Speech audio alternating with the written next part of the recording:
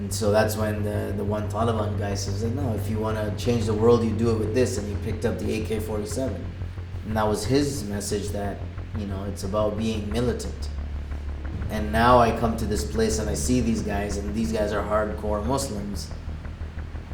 For a young, impressionable guy, they were like heroes.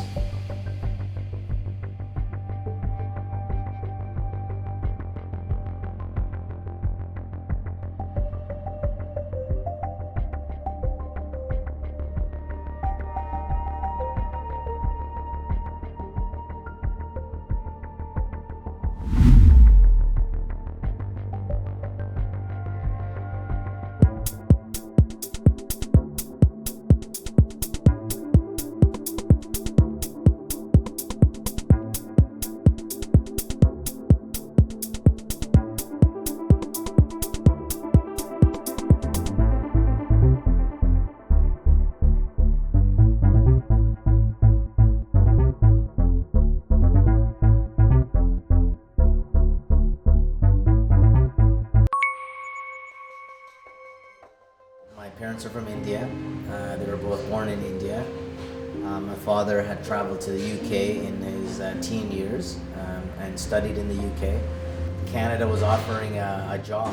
What he did is he came to Toronto, set up shop basically, and then went back to India, got married to my mother, came back here. The Indian Muslim background that we came from, by the evening time we would have a Quran school and madrasa. And by the daytime, I would go to public school, Joyce Parkway Public School. These were competing cultural constructs for me as I was growing up. My culture and my society calling me to one side, and people of different cultures, calling me to another side. This was a period of the foundation for which an identity crisis would later hit me.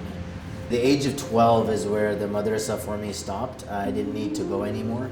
So I spent my teenage years from 14 to 18 in the Army cadets, right? And so I already had this exposure to the military background. I had only gone for 4 months, remember, so it was still 1995.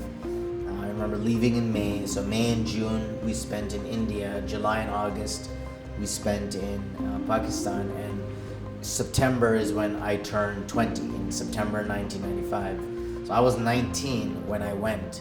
Remember, when I came back from the Tabligh Jamaat, it was not politicized, right? It was fundamentalist, right? And fundamentalist is not extremist. So even the family, they knew that, okay, well, it's not extremism. The steps between fundamentalism and extremism are far fewer. It was afterwards, when I did move away from the Tabligh Jamaat into the Salafi group, that I started to clash with my parents a lot. Arguing with them over religious practices, arguing with them over points of Islamic law. The Salafi groups that I'm talking about I refer to them as do-it-yourself Muslims. What they do is they call on young people to access the books, the religious books, Quran, the Sunnah, of their own accord, right? And they give fatwas on Islam and what's right and what's not right, almost like in a fascist way, right? And I also call them, a lot of times Muslim supremacists. There are two kinds of Salafis, right? There are those that are normal, lawful. Then you have politicized Salafis, right? And these are the extremists. These are the ones who are usually opposed to Muslim governments, usually believe in revolution, believe in overtaking and overpowering countries. They believed in Sharia and the government should be run by Sharia law, and this is how these guys think. This idea was used as a recruiting tool. This idea that you did not belong in this society. As a Muslim, you did not belong.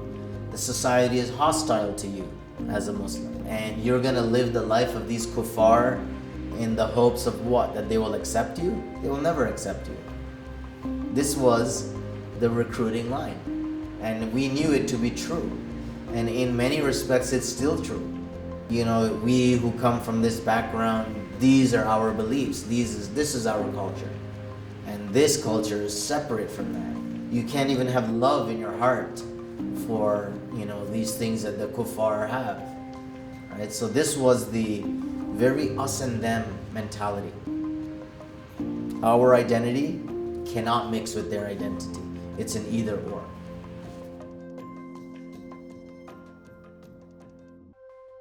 I was a lot more involved as well. We were recruiting other people, explaining to them that there is a jihad, there is a war against Islam, and we need to be ready for it. We need to prepare for it before it's too late.